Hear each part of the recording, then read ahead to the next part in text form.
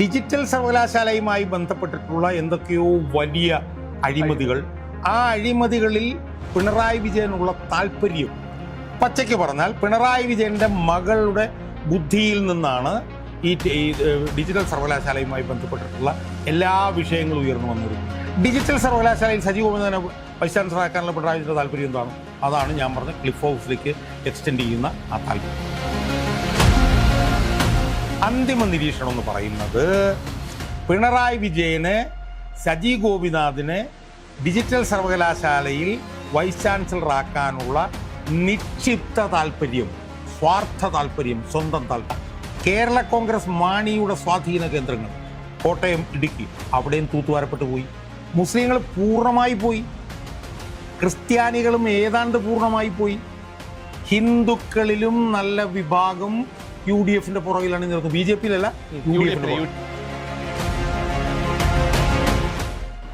നമസ്കാരം. ഈ തദ്ദേശ തെരഞ്ഞെടുപ്പിന് ശേഷം CPIയുടെ ഭാഗത്ത് നിന്ന് പിണറായി വിജയനെതിരെ വളരെ രോഷാകുലമായിട്ടുള്ള പ്രസ്താവനകളൊക്കെയാണ് വന്നത്. പക്ഷേ എന്നിട്ടും പാർട്ടി സെക്രട്ടറി ഗോവിന്ദൻ പിണറായി വിജയനെ സംരക്ഷിക്കാനാണ് ശ്രമിച്ചത്. പക്ഷേ ഇന്നലെ വീണ്ടും പിണറായി വിജയനെതിരെ പരസ്യമായിട്ടുള്ള വിമർശനങ്ങൾ വന്നിട്ടുണ്ട്. അപ്പോൾ അടുത്തൊരു തെരഞ്ഞെടുപ്പിനെ നേരിടാൻ പിണറായി വിജയനെ മുന്നിൽ നിർത്തി സാധ്യമല്ല എന്ന് തിരിച്ചറിഞ്ഞിരിക്കുന്നു എന്നുള്ളതിൻ്റെ സൂചനയല്ലേ അത്? അത് രണ്ട് തരത്തിലുള്ള പ്രതികരണങ്ങൾ തെരഞ്ഞെടുപ്പിന് ശേഷം വന്നിട്ടുണ്ട്. അതിൽ പുറമേയുള്ള ഒരു എതിർ പ്രതികരണം എന്ന് പറയുന്നത് CPIയുടെ പ്രതികരണമാണ്. അത് തന്നെ രണ്ട് തരത്തിലുണ്ട്. ഒന്ന്, ശബരിമല പെരുങ്കൊള്ള തെരഞ്ഞെടുപ്പിൽ വലിയ വിഷയമായി എന്ന് CPIയുടെ സംസ്ഥാന സെക്രട്ടറി ബിനോയ് വിശ്വം പറഞ്ഞു എന്നുള്ളത് ഒരു പ്രതികരണം വന്നിട്ടുണ്ട്. അതുപോലെ തന്നെ അവരുടെ പാർട്ടി കമ്മിറ്റിക്കകത്ത് പിണറായി വിജയൻ ഒരു ഏകാധിപതിയെ പോലെ പെരുമാറുന്നു എന്നുള്ള നിലയിലുള്ള പ്രതികരണം അവരുടെ പാർട്ടി കമ്മിറ്റിക്കകത്ത് പറഞ്ഞു. അതാണ് CPIയുടെ പ്രതികരണം. ഇനി CPMൻ്റെതും രണ്ട് തരത്തിലുള്ള പ്രതികരണങ്ങൾ വന്നു. ഒന്ന് പരസ്യ പ്രതികരണം. ഈ ഗോവിന്ദൻ എന്ന് ഞാൻ പറഞ്ഞ ഗോവിന്ദൻ എന്നേ പറയൂ. ഗോവിന്ദൻ വന്നിട്ട് പറഞ്ഞ സാധാരണ പറയുന്ന പോലെയുള്ള അസംബന്ധങ്ങൾ, ആനമണ്ടത്തരങ്ങൾ, പൊട്ടത്തരങ്ങൾ, അത് പറയാനുള്ള പുള്ളിയുടെ പ്രധാനപ്പെട്ട ജോലി. അത് പുള്ളി ആവർത്തിച്ചിട്ടുണ്ട്. പരിഹാസി കഥാപാത്രമായിട്ടുണ്ട്. ആളുകളൊക്കെ പുജിച്ചിരിക്കുന്ന നിലയിൽ വർത്തമാനം പറഞ്ഞിട്ട് അയാൾ പോയിട്ടുണ്ട്. പക്ഷെ നമ്മൾ കാണേണ്ട ഒരു സുപ്രധാനമായിട്ടുള്ള പ്രതികരണം CPMൻ്റെ സംസ്ഥാന സെക്രട്ടേറിയറ്റിലാണ് ഉണ്ടായിട്ടുള്ളത്. CPMൻ്റെ സംസ്ഥാന സെക്രട്ടേറിയറ്റിനകത്ത് ഉയർന്നു വന്ന പ്രതികരണം എന്ന് പറയുന്നത്, അത് ശരിക്കും നമ്മൾ വേറൊരു വീഡിയോ ചെയ്യേണ്ട വിഷയത്തിനുണ്ട്. അതായത് സാങ്കേതിക സർവകലാശാലയുടെ വൈസ് ചാൻസലറായി സിസ തോമസ് എന്ന് പറഞ്ഞ വനിതയെ നിയമിക്കാൻ മുഖ്യമന്ത്രി അനുവദിച്ചൊരു തീരുമാനമുണ്ട്. അതിന് പകരമായി സജി ഗോപിനാഥ് എന്ന് പറഞ്ഞൊരു അഴിമതിക്കാരനെ ഡിജിറ്റൽ സർവകലാശാലയിൽ വൈസ് ചാൻസലറാക്കാം എന്നുള്ള നിലയിൽ ഒത്തുതീർപ്പിലെ കാര്യങ്ങൾ RSSകാരനായിട്ടുള്ള കേരള ഗവർണർ ആർലേക്കറുമായി മുഖ്യമന്ത്രി പിണറായി വിജയൻ നടത്തിയ ഒരു ഒത്തുതീർപ്പ്. ആ ഒത്തുതീർപ്പ് പൊതുമണ്ഡലത്തിൽ വലിയ വിമർശനത്തിനിടയായിട്ടുണ്ട്. അതിൻ്റെ തുടർന്ന് കേരള സർവകലാശാലയുടെ രജിസ്ട്രാർ KS അനിൽകുമാർ അയാളെയും പറഞ്ഞു വിട്ടു. അപ്പം നമ്മൾ ആ വിഷയത്തിൽ നമ്മൾ കാണേണ്ട ഒരു പ്രധാനപ്പെട്ട കാര്യം എന്താണെന്ന് ചോദിച്ചാൽ, കേരള ഗവൺമെൻറ്റിൻ്റെ ഏറ്റവും വലിയ ശത്രുവായിരുന്നു കുറേ നാളുകളായി സിസ തോമസ്. സിസ തോമസിൻ്റെ പെൻഷൻ പിടിച്ചു വച്ചു. ഭീകരമായി അവരെ പീഡിപ്പിക്കാനുള്ള പലതരത്തിലുള്ള ശ്രമങ്ങൾ നടത്തി. കോടതിയിലൊക്കെ പോയിട്ടാണ് അവർക്ക് അതിനകത്ത് രക്ഷപ്പെടാൻ പറ്റിയത്. അപ്പോൾ അത് യഥാർത്ഥത്തിൽ അവരെ ഡിജിറ്റൽ സർവകലാശാല വൈസ് ചാൻസലർ ആയ സമയം മുതൽ തന്നെ അവർക്കെതിരെ അതിശക്തമായിട്ടുള്ള വിമർശനങ്ങൾ മുഖ്യമന്ത്രിയും വിദ്യാഭ്യാസ മന്ത്രിയും ഒക്കെ ഉയർത്തിക്കൊണ്ടു. യഥാർത്ഥത്തിൽ നമ്മൾ കാണേണ്ടത് അവരോടുള്ള എതിർപ്പിൻ്റെ കാരണമായി നമുക്ക് മനസ്സിലാക്കാൻ കഴിയുന്നത്, അവർ ഡിജിറ്റൽ യൂണിവേഴ്സിറ്റിയിൽ നടക്കുന്ന അതിഭീകരമായിട്ടുള്ള അഴിമതി സംബന്ധിച്ച് ഗവർണർക്ക് രേഖാമൂലം കത്ത് കൊടുത്തു. വാമൊഴിയല്ല, രേഖാമൂലം. ആ കത്ത് കൊടുത്തപ്പോൾ മുതലാണ് അവർക്കെതിരായിട്ടുള്ള അതിശക്തമായിട്ടുള്ള എതിർപ്പ് പിണറായി വിജയൻ്റെ തന്നെ നേതൃത്വത്തിൽ വന്നത്. പിണറായി വിജയന് സജി ഗോപിനാഥ് എന്ന് പറഞ്ഞൊരു അഴിമതിക്കാരന്, നേരത്തെ ഡിജിറ്റൽ സർവകലാശാലയിലെ വൈസ് ചാൻസലറായിരുന്ന അയാളെ വെക്കലായിരുന്നു താല്പര്യം. അങ്ങനെ അത് സംബന്ധിച്ച് തർക്കം വന്നു. ആ തർക്കം പരിഹരിക്കപ്പെടാതെ അത് സുപ്രീം കോടതിയിലേക്ക് പോയി. അവസാനം സുപ്രീം കോടതി എന്ത് ചെയ്തു? ഒരു പിന്നെ റിട്ടയേർഡ് സുപ്രീം കോടതി ന്യായാധിപനായിട്ടുള്ള ഒരു ധൂലിയ അയാളെ വെച്ചിട്ട് സമവായം വർക്കൗട്ട് ചെയ്യാൻ പറഞ്ഞു. ലിസ്റ്റ് ഉണ്ടാക്കാൻ പറഞ്ഞു സുപ്രീം കോടതി. ആ ലിസ്റ്റിൽ നിന്ന് മുഖ്യമന്ത്രി തീരുമാനിക്കാം എന്ന് പറഞ്ഞുകൊണ്ട് കൊടുത്തു. മുഖ്യമന്ത്രി തീരുമാനിച്ച് ഗവർണർക്ക് കൊടുത്ത കത്തിൽ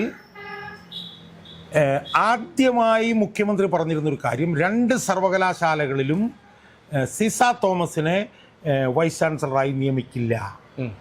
അതാണ് മുഖ്യമന്ത്രി. 2 ഡിജിറ്റൽ സർവകലാശാലയിലും സാങ്കേതിക സർവകലാശാലയിലും സിസ തോമസിൻ്റെ പേരുണ്ടായിരുന്നു. അവരായിരുന്നു ഏറ്റവും ക്വാളിഫൈഡ്.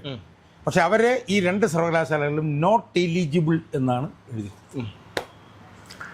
എന്നിട്ട് ഏതോ ഒരു സർവകലാശാലയിൽ സജി ഗോപിനാഥിൻ്റെ പേരും നിർദ്ദേശിച്ചു.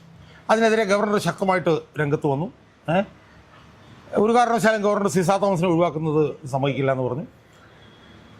അങ്ങനെ ചർച്ച നടന്ന അവസാനം ഗവർണറും മുഖ്യമന്ത്രിയും തമ്മിലൊരു സമവായത്തിലെത്തുന്നു. എങ്ങനെ? ഒന്ന്, തങ്ങൾ തൊട്ട് തലേ ദിവസം വരെ പല്ലുന്നൊക്കെ ഉപയോഗിച്ച് എതിർത്തിരുന്ന സിസ തോമസിനെ സാങ്കേതിക സർവകലാശാലയിൽ വൈസ് ചാൻസലറാക്കുന്നു. ഡിജിറ്റൽ യൂണിവേഴ്സിറ്റിയിൽ വൈസ് ചാൻസലർ ആക്കണമെന്ന് മുഖ്യമന്ത്രി നിർബന്ധം പിടിച്ച സജി ഗോപിനാഥിനെ ഡിജിറ്റൽ സർവകലാശാലയിൽ. അല്ല, അതൊരു പൂർണ്ണമായിട്ടുള്ള കീഴടങ്ങലല്ലേ?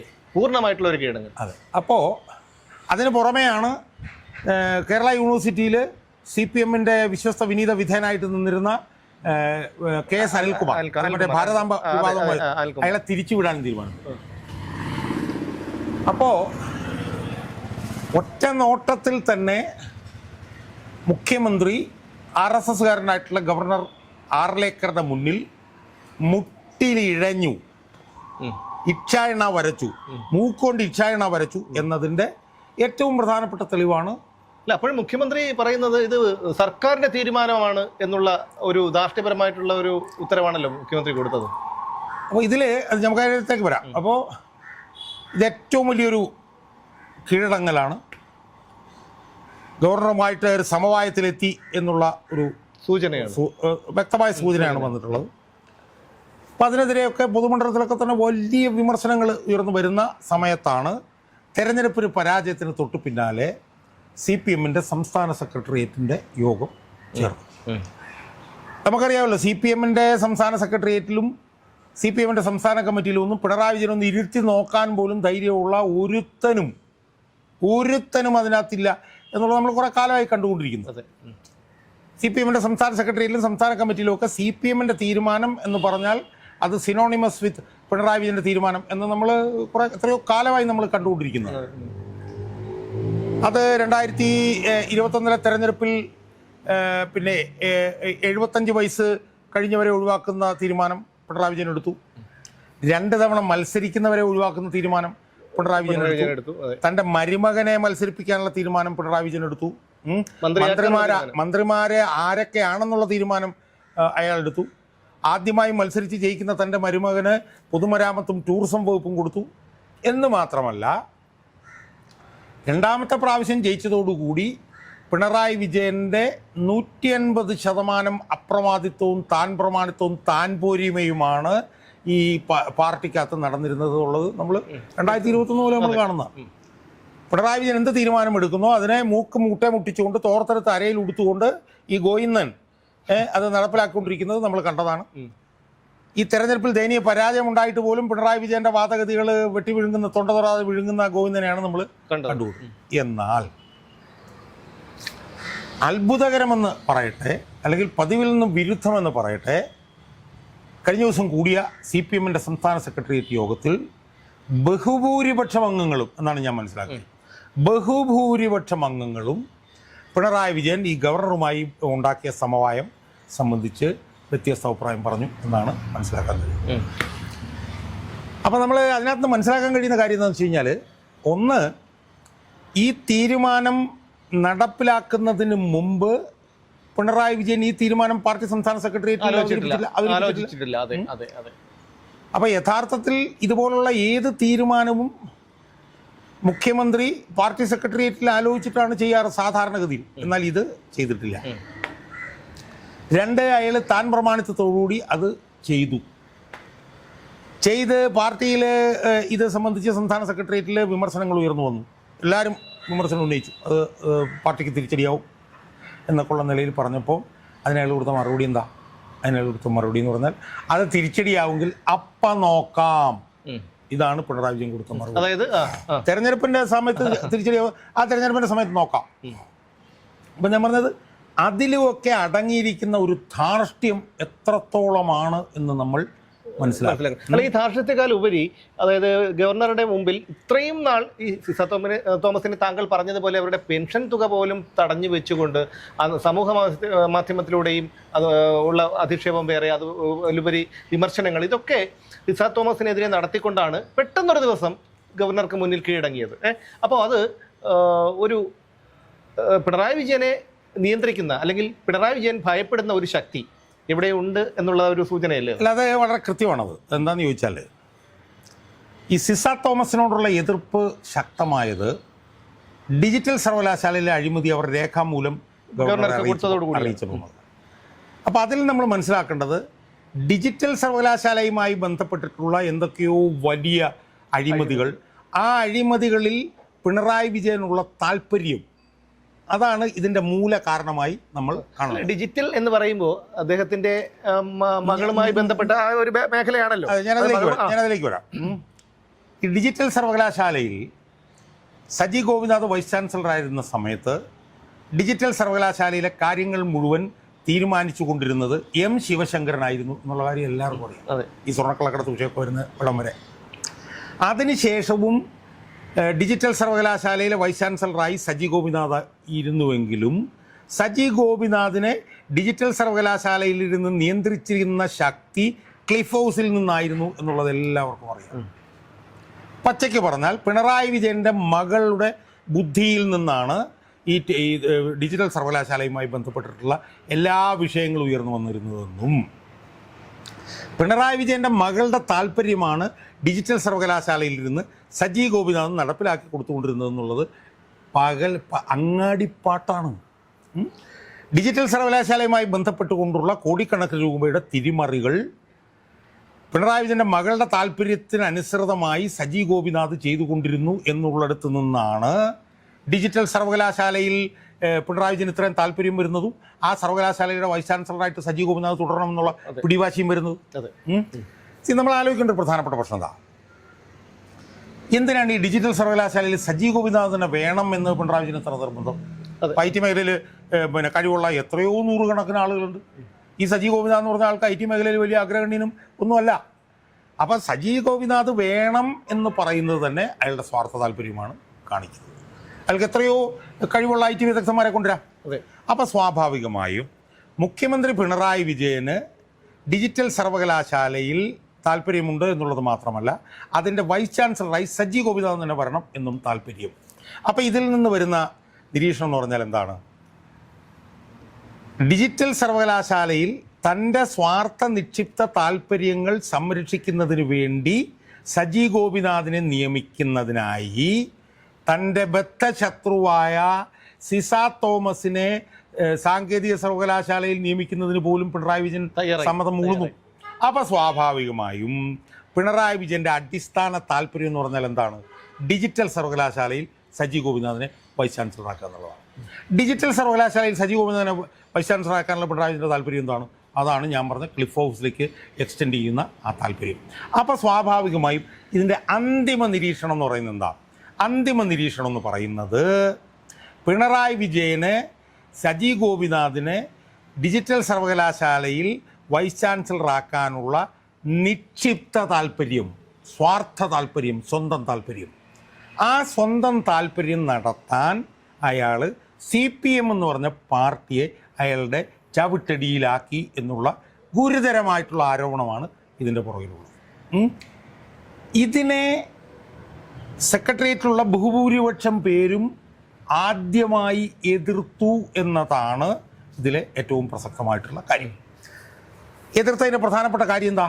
എതിർത്തതിൻ്റെ പ്രധാനപ്പെട്ട കാര്യം തദ്ദേശ സ്വയംഭരണ സ്ഥാപന തിരഞ്ഞെടുപ്പിൽ ഉണ്ടായിട്ടുള്ള സമഗ്രമായിട്ടുള്ള തിരിച്ചടി. അപ്പം നമുക്കിപ്പോൾ ലേറ്റസ്റ്റ് കിട്ടുന്നതെന്ന് പറഞ്ഞു കഴിഞ്ഞാൽ കണ്ണൂർ ജില്ലയിൽ പോലും അതിഭീകരമായിട്ടുള്ള തിരിച്ചടിയാണ് ഉണ്ടായെന്നാണ് പറയുന്നത്. അതായത് പാർട്ടി രൂപീകരണത്തിന് ശേഷം പഞ്ചായത്ത് തിരഞ്ഞെടുപ്പുകൾ നടന്നപ്പോഴൊക്കെ എല്ലാ പഞ്ചായത്ത് തിരഞ്ഞെടുപ്പിലും അതിപ്പോൾ വെള്ളപ്പൊക്കം ഉണ്ടായിക്കഴിഞ്ഞാലും ഭൂമി കുലുക്കം ഉണ്ടായിക്കഴിഞ്ഞാൽ പോലും ജയിക്കുന്ന പഞ്ചായത്തുകൾ പലതിൽ പോലും CPM-ന് ആധിപത്യം നഷ്ടപ്പെട്ടിരിക്കുന്നു.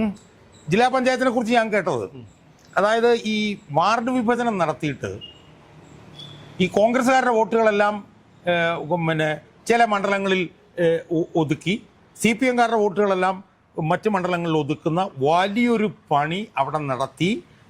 ഡീലിമിറ്റേഷൻ നടത്തിയത് കൊണ്ട് മാത്രമാണ് കണ്ണൂർ ജില്ലാ പഞ്ചായത്തിൽ പോലും CPM-ന് പിടിച്ചിരിക്കാൻ കഴിഞ്ഞത്. ഒന്നാമത്തെ കാര്യം.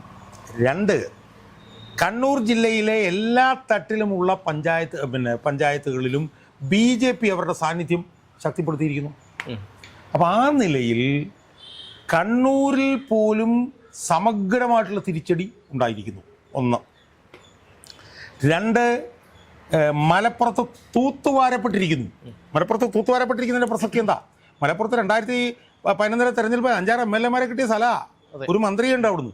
അവിടെ കംപ്ലീറ്റ് വെയിറ്റ് വാഷാണ്. ജില്ലാ പഞ്ചായത്തിൽ 33-ൽ 33 ആണ്. പക്ഷേ ഇപ്പോഴും ഒരു തോൽവി സമ്മതിക്കാൻ തയ്യാറില്ല. കള്ളക്കണക്കുകൾ നിരത്തിക്കൊണ്ട് പറയട്ടെ, അത് രണ്ടാമത്തെ കാര്യം. ഇനി CPM കേന്ദ്രങ്ങളിലേക്ക് നിങ്ങൾ വരൂ.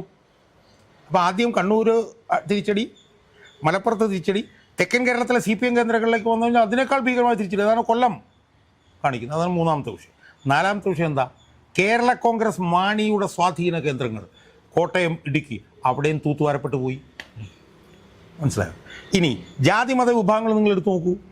മുസ്ലിങ്ങൾ പൂർണ്ണമായി പോയി, ക്രിസ്ത്യാനികളും ഏതാണ്ട് പൂർണ്ണമായി പോയി, ഹിന്ദുക്കളിലും നല്ല വിഭാഗം UDF-ന്റെ പുറകിലാണ് നിർത്തുന്നത്, BJP-യിലല്ല, UDF-ന്റെ. അപ്പം ആ നിലയിൽ സമഗ്രമായൊരു പരാജയത്തിലേക്ക് CPM കൂപ്പുകുത്തിയതിൻ്റെ അസ്വസ്ഥതയാണ് CPM-ന്റെ സംസ്ഥാന സെക്രട്ടേറിയറ്റിൽ ഉയർന്നു വന്നിട്ടുള്ള ഈ പ്രതിഷേധം എന്ന് നമ്മൾ കാണണം. പക്ഷേ ഇതിനകത്ത് 2 കാര്യങ്ങളാണ് കാണേണ്ടത്. 1, ഈ സമഗ്രമായിട്ടുള്ള പരാജയത്തിൽ CPM-ന്റെ നേതൃത്വത്തിലുണ്ടായിട്ടുള്ള അതൃപ്തി, അത് പൊട്ടിത്തെറിക്കുന്നു എന്നുള്ളതാണ് ഒന്നാമത് കാര്യം. നമ്മളിപ്പം പത്തനംതിട്ട കണ്ടു KC രാജഗോപാൽ. KC രാജഗോപാൽ എന്ന് പറഞ്ഞാൽ അവിടുത്തെ ഏറ്റവും പരിണതപ്രജ്ഞനായിട്ടുള്ള MLA ആണ്. PS അച്യുതാനന്ദൻ്റെ ഏറ്റവും വലിയ സഹപ്രവർത്തകനായിരുന്നു. അയാൾ അതിഭീകരമായിട്ടുള്ള ആരോപണങ്ങളാണ് അവിടെ ഉന്നയിച്ചിരിക്കുന്നത്. മനസ്സിലായി? അപ്പം ആ നിലയിലൊരു പൊട്ടിത്തെറി ഇതിനകത്ത് വരുന്നു എന്നുള്ളതാണ് ഒരു വശത്ത് നമ്മൾ കാണുന്നത്. മറുവശത്ത് നമ്മൾ കണ്ട പ്രധാനപ്പെട്ട വിഷയം എന്ന് പറഞ്ഞാൽ എന്താ? ഇതിനോടൊന്നും ഒരു എംപത്തറ്റിക് ആയിട്ടുള്ള ഒരു സമീപനമല്ല പിണറായി വിജയൻ്റെ. ഇത്രയും വലിയ പരാജയമുണ്ടായിട്ടും അതിനെ സ്വയം വിമർശനപരമായി നോക്കിക്കാണുന്നതിന് പകരം തിരിച്ചടി ഉണ്ടാവുമെങ്കിൽ തെരഞ്ഞെടുപ്പിൽ കാണാം എന്ന് പറഞ്ഞ ഒരു ഏകാധിപത്യ സമീപനം പിണറായി വിജയൻ്റെ. അപ്പോൾ ഒരു വശത്ത് പാർട്ടിയിലുണ്ടാകുന്ന വലിയ പൊട്ടിത്തെറി, മറുവശത്ത് പിണറായി വിജയൻ്റെ ഏകാധിപത്യം. ഇത് രണ്ടും തമ്മിലുള്ള ഒരു പോരാണ് ഇപ്പോൾ നടക്കുന്നത്. ഈ നിലയിലാണെന്നുണ്ടെങ്കിൽ അത് വരും ദിവസങ്ങളിൽ ആ പൊട്ടിത്തെറി കൂടുതൽ ആഴത്തിലേക്കും പരപ്പിലേക്കും മാറാനുള്ള സാധ്യത നമുക്ക് തള്ളിക്കളയാൻ പറ്റില്ല എന്നാണ് ഇതിൽ നമുക്ക് മനസ്സിലാകുന്നത്. തിരിച്ചടി തെരഞ്ഞെടുപ്പിൽ കാണാമെന്നാണ് പിണറായി വിജയൻ പറയുന്നുണ്ടെങ്കിൽ തീർച്ചയായും സുരക്ഷിതമായൊരു സ്ഥാനം, അതായത് ഇനി പാർട്ടി എങ്ങോട്ടാണ് പോകുന്നത്, അടുത്ത തെരഞ്ഞെടുപ്പിൽ എന്ത് സംഭവിക്കും എന്ന് മുൻകൂട്ടി കണ്ടുകൊണ്ട് തന്നെ പിണറായി വിജയൻ തൻ്റെ താവളം നേരത്തെ തന്നെ സുരക്ഷിതമായി ഒരുക്കിയിരിക്കുന്നു എന്നുള്ളതാണ് നമ്മൾ ഇതിൽ നിന്ന് മനസ്സിലാക്കേണ്ടത്. എന്തായാലും ഈ പാർട്ടിയെ, ഈ മഹത്തായ കമ്മ്യൂണിസ്റ്റ് പ്രസ്ഥാനത്തെ, അതിപ്പോൾ അപജയപ്പെട്ടു പോയെങ്കിൽ പോലും പല നേതാക്കളുടെയും പല സഖാക്കളുടെയും ചോരയും നീരും ജീവനും ജീവിതവുമാണ് ഇന്ന് പാർട്ടിയെ ഈ നിലയിൽ എത്തിച്ചത്. ആ പാർട്ടിയെ തകർത്തു തരിപ്പണമാക്കിയതിൻ്റെ പ്രധാന കാരണക്കാരൻ പിണറായി വിജയൻ തന്നെയായിരിക്കും എന്നുള്ള കാര്യത്തിൽ യാതൊരു സംശയവുമില്ല. കേരളത്തിലെ അവസാനത്തെ അല്ലെങ്കിൽ ഇന്ത്യയിലെ അവസാനത്തെ കമ്മ്യൂണിസ്റ്റ് മുഖ്യമന്ത്രി എന്നതിലുപരി ഇന്ത്യയിൽ കമ്മ്യൂണിസത്തെ തുടച്ചു നീക്കിയ ഇടതുപക്ഷക്കാരൻ അല്ലെങ്കിൽ കമ്മ്യൂണിസ്റ്റുകാരൻ എന്നൊരു ഖ്യാതി കൂടി പിണറായി വിജയൻ്റെ പേര് ചരിത്രത്തിൽ എഴുതി വയ്ക്കും എന്നുള്ള കാര്യത്തിൽ യാതൊരു തർക്കവുമില്ല.